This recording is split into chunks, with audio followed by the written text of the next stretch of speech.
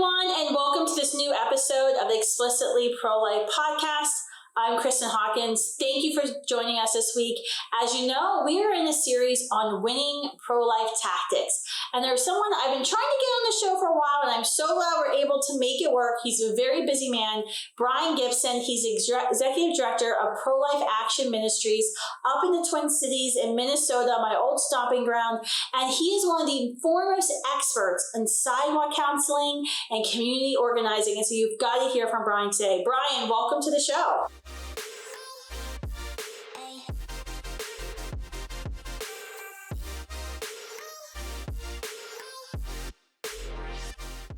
Thanks for having me on the show, Kristan. Good to see you. Yeah, good to see you. You have been doing this for such a long time in the pro-life movement. You started with ProLife Action Ministries, when I was still a newborn, 1986. So I don't want to even count up the years, but it's been over 30 years. The organization was founded in the early 80s. You guys have done some incredible work, and I think you don't get the full credit you deserve because somehow it's up in the north, up in Minnesota, and I'm like, ProLife Action Ministries has saved over 3,000, I think it's over 3,500 babies that you all can document, that you know about. You guys turn out thousands when you do Easter vigils in front of the Planned Parenthood, the Good Friday services. I think you've done some Jericho marches. I mean, thousands of people turn out in the Twin Cities, and sometimes it's snowing on Easter. Let's be real about Minnesota weather.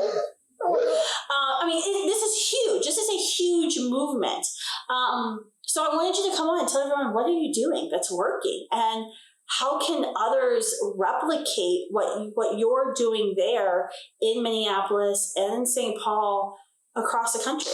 So just a little bit. A little bit. Well, okay. Well, I don't know how much detail you want to get into, but I kind of separate the sidewalk counseling organizing separate from the other community organizing that we do at the abortion facilities.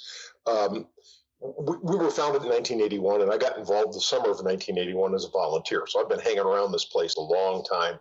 And I was very young, just out of college. So I was a young, just post-college student at the time when I got active in the ministry. And so the large events that we have, and we are doing them, we've got large events every month practically. So we do month where we go out and we have a prayer service next to an abortion facility in Little Robbinsdale, Minnesota.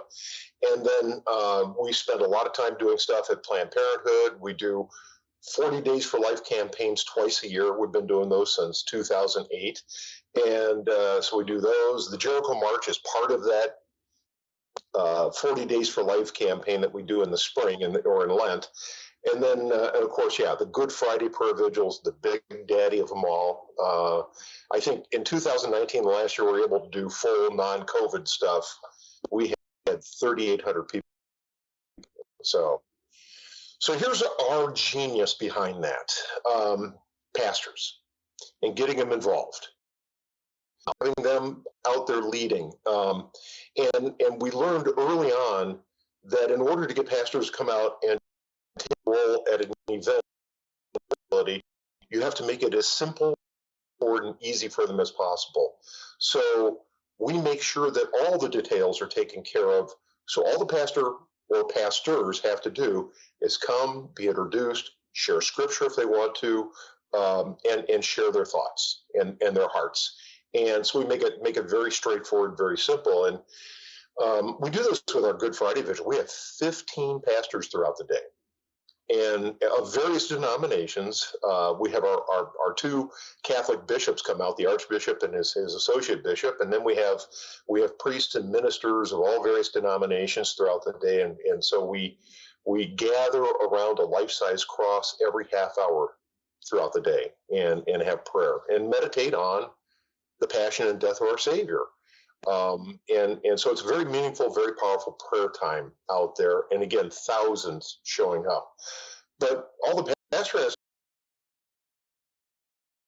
and be ready for me to introduce them each half hour. So that is part of what you need to do. And of course, when you invite pastors, they invite their congregation. And so when we do 40 Days for Life, our fall campaign's about to start. We created this Adopt a Day concept, which is now being used by other 40 Days for Life groups all over the country. And what we do is we get a church to take the vigil outside of Planned Parenthood for one full day and bring the pastor out at least sometime during the day. Get the pastor out there and lead prayer. Take an hour of prayer out there, pastor. And again, this just brings people out, and so forth. So we're always looking to include the pastors like that. But, it didn't start that way very easily. We started just focusing in on the individual Christians and getting them to come out. Once of what we were doing outside, when we're out there in prayer, we're out there peaceful, we're out there in large numbers or small groups, whichever the case might be, they're going to go back to their church and they're going to say, "Hey, pastor, this is good. You should come out and see what it is." And so that's kind of how we've gone about that process over the years. How have you seen, obviously building those relationships with the pastors and the churches and getting them out, that's a lot of work. That's decades of work we're talking about. What's the difference you think that makes and that you've seen that makes in your community? I know you all were responsible for the first abortion facility to shut down there in Minnesota as a result of kind of community efforts. Right. What do you think made that difference to get that abortion facility to finally shut down? Was it just the constant dozens of people out in the sidewalk praying and the community members saying, "I don't like what's going inside there. What's happening, that these people are giving up their time"? What do you think makes that difference? Well, you're speaking of Regis, which is a large St. Paul, county-style hospital, large medical center. And we started going out there. We had already done 4 years of campaigning with their parent company, trying to get them to close down the abortion facility inside the hospital. A health maintenance organization owns the hospital. And then 40 Days for Life came along, and that's when we started keeping the vigils outside the hospital in prayer. Bringing the pastors out. Well, first of all, getting the pastoral involvement does a lot of things. One thing it does is it brings more people out to our events and our activities. That's great. As well as it charges up people to get involved in other areas of the pro-life movement.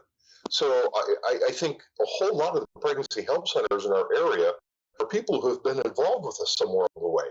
And they got out there and they realized, well, hey, I got to do something in my own area of the cities as well, and not just out at the abortion facilities.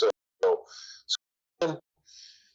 pastors preaching on it from their pulpits. And they start doing a very good job preaching about it from there. They've had the personal experience of being out there. They see the way they've taken the time to be out there leading prayer, and so forth. So they've become better at communicating the pro-life message in their own congregations, in their own churches. With Regions, we found that there were pro-life people working inside the hospital who wanted the abortion mill closed. And we wouldn't have known that if we weren't out front. And the more we were out front, the more emboldened they got to the hospital saying, "We're so glad you're out there because it gives us the courage or the boldness to raise this issue and talk about it with the administration and so forth." And so that was a part of it.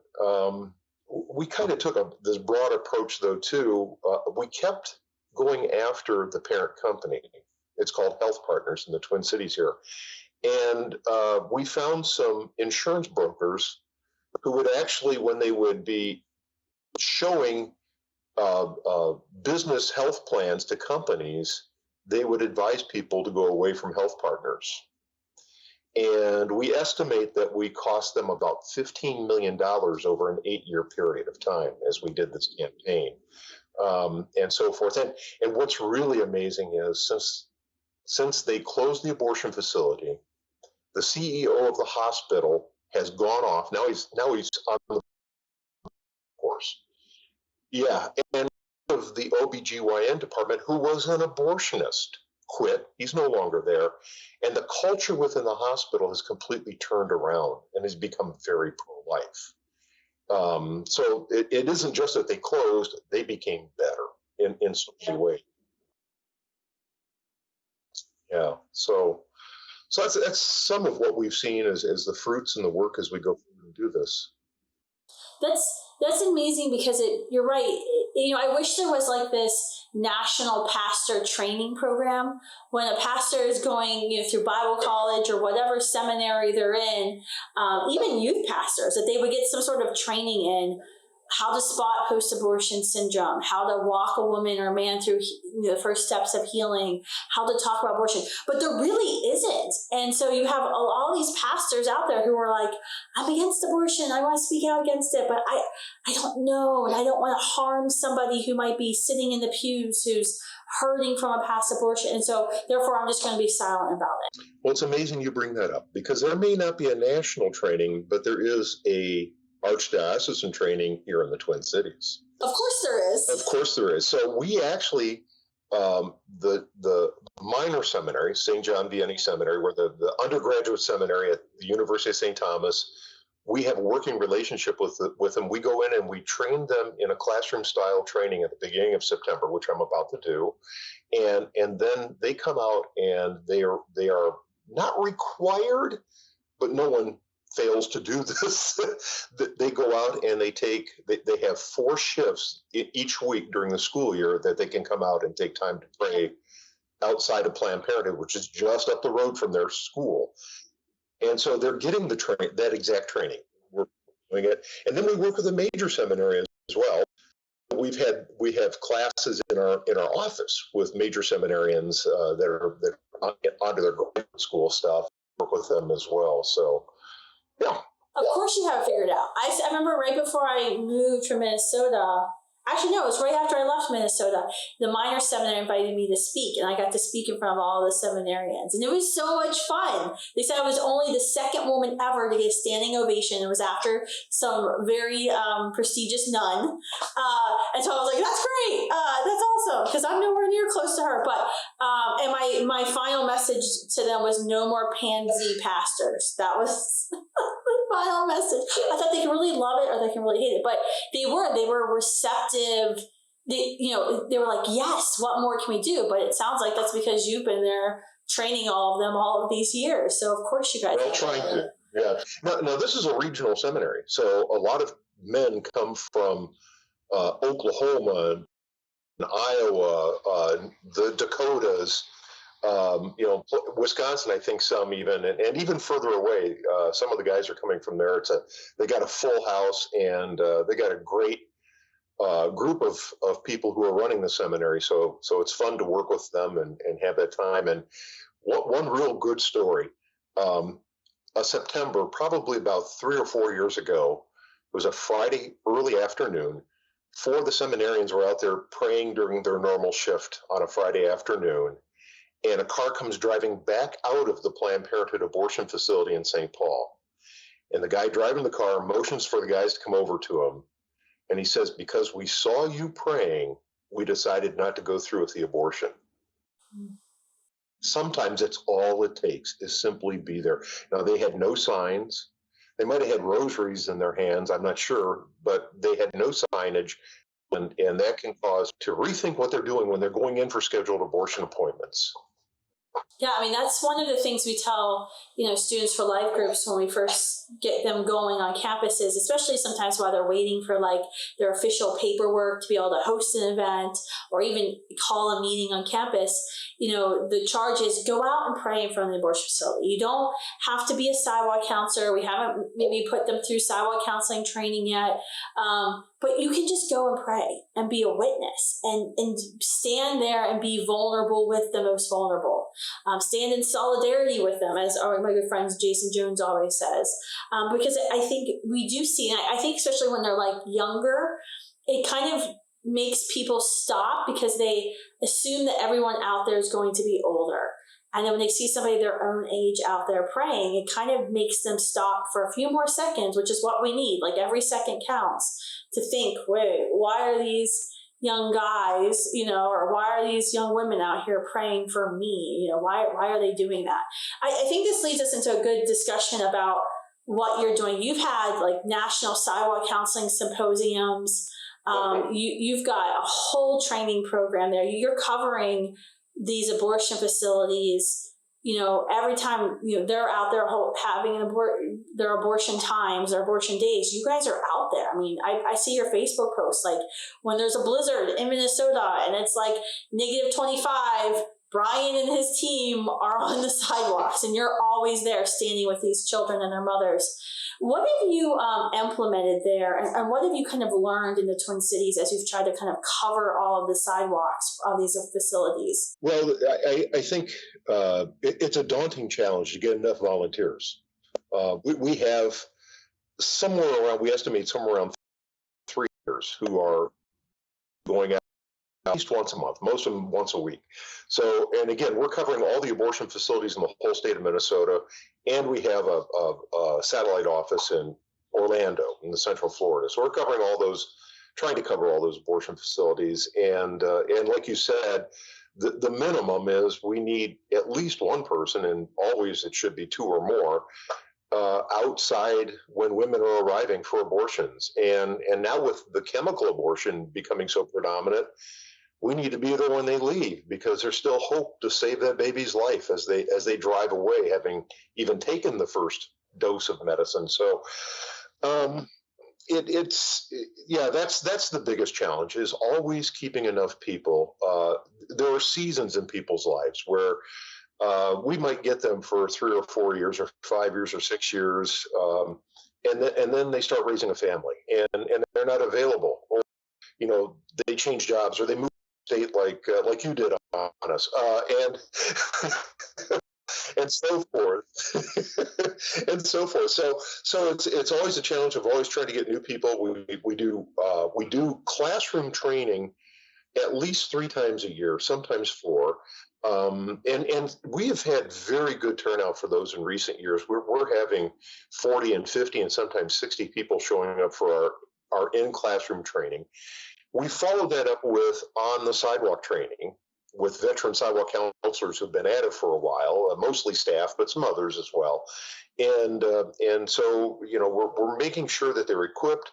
We created a sidewalk counseling piece to hand out that's being used all over the country, actually somewhat all around the world. So that piece just hits the very important points that are necessary when trying to reach a woman and get go appointment, or the man for that. And then we have a blue sheet. Kristan, I want you to think real hard. Why would we call it a blue sheet? Because it's blue. So we got a blue sheet, and our blue sheet is the listing of all the pro-life resources in our area. And it's double-sided. It's tri-folded into 3 panels, and the typeface is too small for my old eyes, even with glasses on. It is so full of pregnancy help centers, housing availability, medical care that's available, post-abortion counseling, all that stuff is included. And so we simply are trying to offer the women and the men who are going to these abortion appointments help, concrete, real help. And it works. I'm so glad you guys have that blue sheet, because I have had this argument with our graphic designers before at Students for Life, where we're putting together resources on campuses, and they'll say, it's too small, Kristan, it's not readable. And I'm like, that's kind of the point, because we want to show women and men that there's so many resources, there's so many organizations out there that you actually have to really stare at the sheet, because the font is font size 7. I kind of love that. Yeah. I mean, obviously, don't put down a bumper sticker, but that blue sheet is really, really important. Well, it's not a placard for people driving by. It's a sheet you're handing to them. They can read through it. No, they can still see. So I can kind of see it. So I can kind of see it with my eyes. Are good. I wanted to ask you, because you guys have been so effective, and you guys have thousands of lives that you've saved. One of the things I was really wanted to kind of get from you and your nuggets of wisdom today. There's always like a couple nuggets of wisdom I'm trying to squeeze out of everybody for this podcast episode. Is, as a man, what do you say to the young men who are driving their girlfriends in, who are outside, smoking their cigarette. How do we reach? We talk a lot in the pro-life movement, as you know, about women. How do we reach her? What do we say to her? But what do we say to him? Like, what are the things that we can say to cause him to stop and think and potentially go in and rescue his girlfriend and his child from the Planned Parenthood abortionist?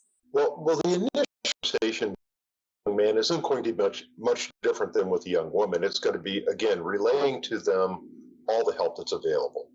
And we're fortunate in our area, all the abortion facilities have a pregnancy help center nearby, within a block.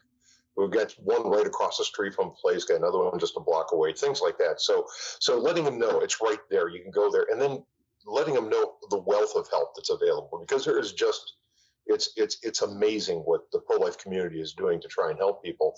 But then when it comes to the man, I will go, as a man, I will go at what's happening to that baby.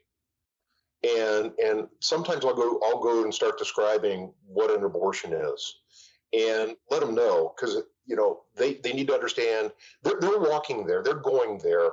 Their mindset is either, I'm getting rid of the problem that this girl should have never had. Okay, she got pregnant and she shouldn't have this problem. With just indifference, they don't know what abortion is. They simply don't know what it is. And so getting right down to the nitty gritty and letting them know, if it's a surgical abortion, it's going to be a dismemberment of the baby.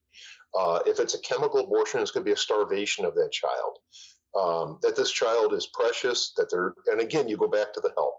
The resources are here. Whatever you guys are at, wherever you're at, we can help you, no matter what it is. And so I think that's kind of the general direction I take it. With each individual, it's going to vary depending upon how they're responding. And I think that's one thing. As Sidewalk counselors, we've learned to do pretty good over the years, over the decades, is to listen. And try and listen to what's being told to you in the words that are being spoken to you. And what I mean by that is somebody one thing really means something else altogether. A real good example is, I can't tell you how many times that a guy is telling me that his girlfriend or his wife was raped, and that's why they're there for the abortion. And I can't tell you how many times by the time the conversation gets to the end, he's admitting that he lied. So what is he really saying when he says that? He's trying to dismiss me. He's trying to keep me from saying anything, because that's the slam dunk, right? If the woman has been raped, you no longer have anything to say, because that's a good reason to kill a baby, right? In their mindsets, but I should say in the American mindset. But you just keep going. You keep talking to them. They might start talking about how they can't afford and so forth. And I find out, I can't tell how many times somebody has told me they couldn't afford the baby, and that's why they were coming for the abortion. But when they decide not to have the abortion, they don't, because they don't need any help. They're fine. They know they can afford the baby.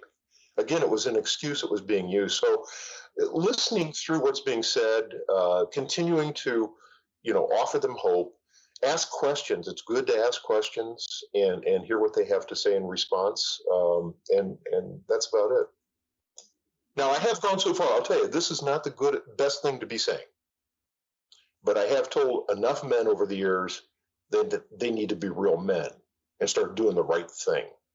Now, a woman can't say that as clearly and directly as a man can. And I'm kind of a large guy, so I don't get attacked very often when I say something like that. But they can get angry when you start challenging their manhood. But sometimes that's what they need to have happen in order to do the right thing for their child. Yeah, I find the men so interesting. I think we tend to think that men are more simplistic thinkers. And so we started, but you're not. You're incredibly complicated.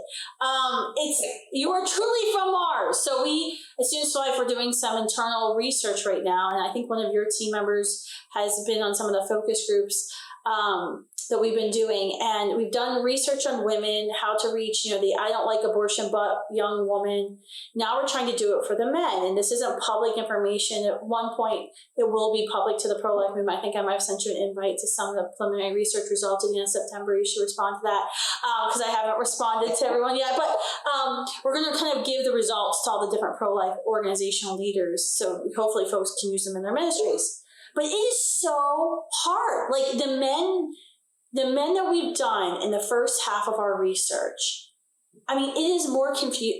I sat through the entire presentation and I think I ended up more confused. Like we're going to have to do at least probably 2 to 3 more rounds of research because the men were so all over the place with their justifications for abortion. It was really fascinating, where women I thought would be more complicated, but it was actually pretty simple. We figured out pretty quickly what our barrier was and kind of communicating with her. But for men, it's all over the place. Yeah, it really is. And that's part of the difficulty in dealing with men, because again, is this guy here the driving reason why the woman's even coming for the abortion in the first place? Is he forcing her, in essence, or pressuring her to have an abortion, versus does he want to stop her from having the abortion, and everything in between? And again, like you're saying, all those complicated issues that are in there play up and so forth. So it's unbelievable. I remember I was watching, and I think when we show it to the pro-life leaders, we're going to show you all a clip from one of the interviews. It was here in Chicago, and it was fascinating because the man was justifying the abortion that his girlfriend had, but then in the next breath started talking about the fact that he was in his 40s now and how he would never be able to have biological children and how that was affecting him. But then he would go back to, but I don't regret what we did. But then he was regretting his, as you saw this on all the silent and more signs, men regret lost fatherhood. And that is what he was doing. He was regretting this fact that I think that was probably my only chance to be a father, and it's gone. And it was but he kept going, back and forth. And it was, I'm kind of glad I wasn't there when it was happening, because I would have been behind the glass screen, like putting my hands up in the air, be like, can't you see what you're doing? Like, you do regret it, So thank you for all that you do. And I think it's so important that you especially and other men are out there speaking to men, because I think it does have a different impact when you speak to men versus a woman. I know I need to wrap up, but I wanted to get your, I want everyone, you need to tell everybody where they can go to get more information about Pro-Life Action Ministries. I know you have a radio show, so can people listen in? And so tell us that information. But then I guess what would be your final advice to anyone who's listening, whether they're a student or they're adult who've been serving the pro-life movement? What would you encourage them to do in their community if they want to get started standing up for life? Okay, well, I'll start with that. I like to say, Kristan, I love to say that every time I go to an abortion facility with God, it's an adventure in God.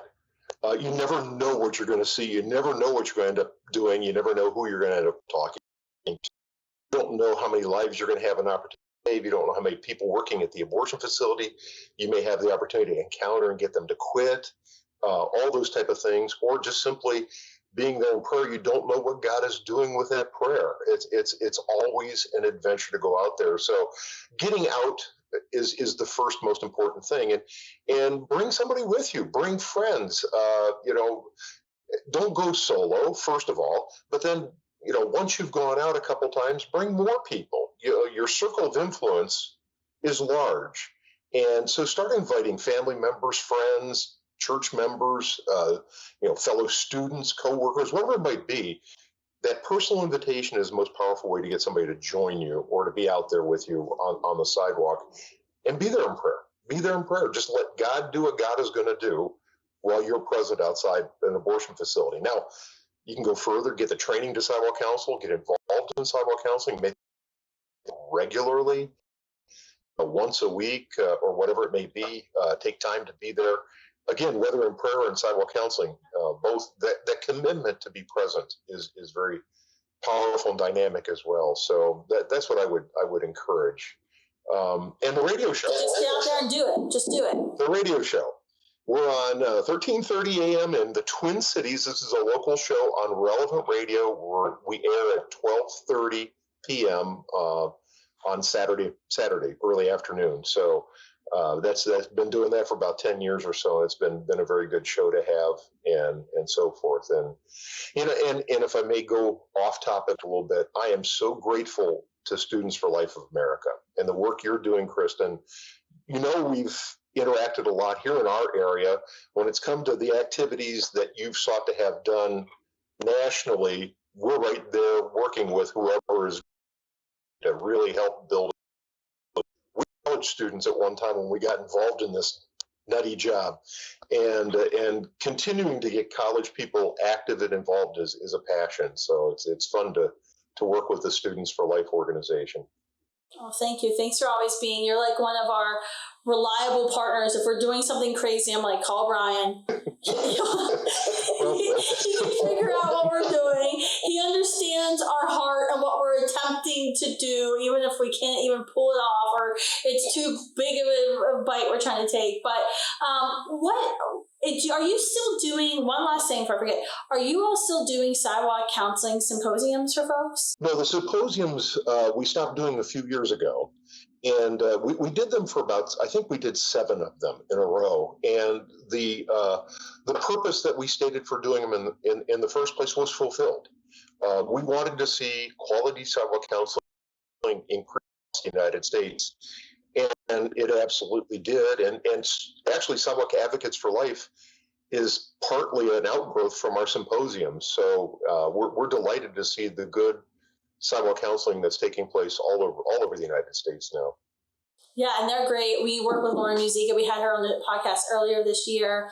We have sidewalk advocates going out to all the cities, so that's awesome. So I just want to make sure that that this is who you would recommend as well. Like if you want to get trained in sidewalk counseling, if you want to, beyond just going out and being a presence, check out Sidewalk Advocates for Life, and make sure you follow Brian and Plam, ProLife Action Ministries, on Facebook, because especially in the winter, you'll definitely say an extra prayer when you see their posts. And when you think it's cold outside, just know that there's a team of pro-life warriors on the streets in Minneapolis and St. Paul when it's 20, 25 below sometimes. So thank you, Brian, for being such an amazing hero for the preborn. And it's an incredible honor to be able to work with you and everyone that you're equipping and motivating and getting out in the streets there in the Twin Cities.